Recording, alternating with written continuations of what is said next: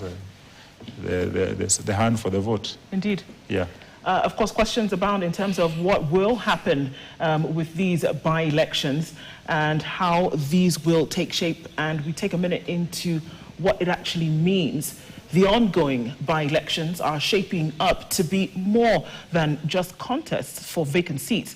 Analysts say the mini polls will serve as a political barometer for both the government and the opposition, offering the clearest early signal of how voters may lean in the 2027 general election.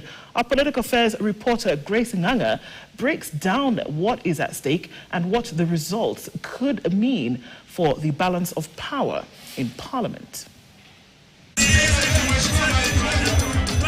The upcoming by-elections have changed from routine constituency contest into a high-stakes battleground for both the government and the opposition. These mini polls will act as a national thermometer, offering the clearest early signal of voter sentiment ahead of the 2027 general election. It's not just a question of winning.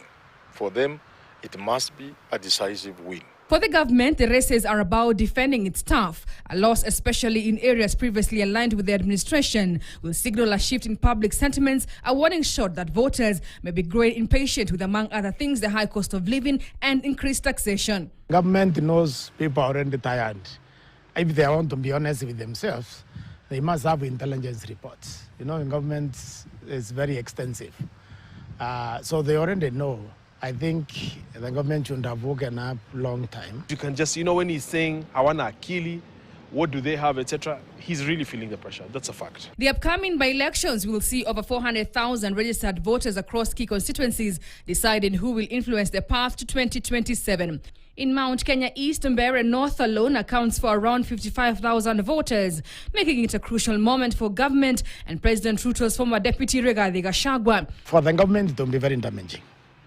Because remember, they are losing in an area where the president got 100% support.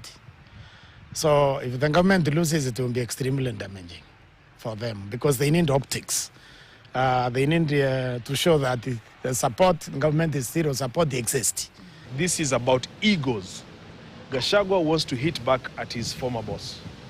And the former boss who taught him a lesson wants to teach him another lesson. Western Kenya hosts two hot contests, Malava with 94,000 voters and Ugunja with 60,000 voters, both closely watched for signs of coalition strength. Along the coast, Magarini brings 80,000 voters into play, offering a unique barometer for Gashagua's influence beyond Mount Kenya. A strong showing here could signal that his political reach is expanding into regions historically aside his base, giving him greater leverage in building a national opposition ahead of the 2027.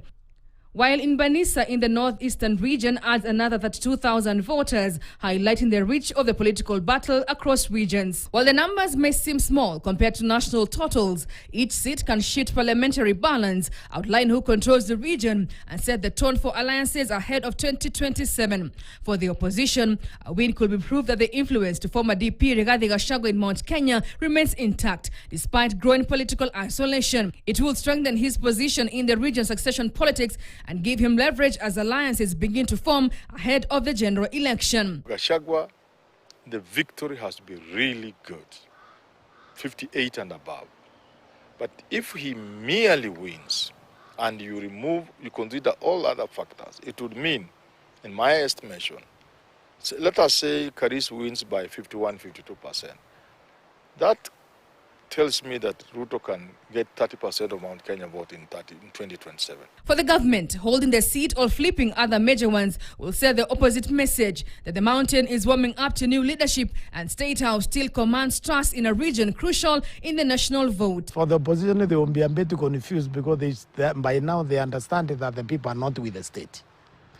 So in the event that the state loses, there will be confusion. They will have to think out how did that happen because they don't expect. I can tell you this for free. The stakes cut both ways.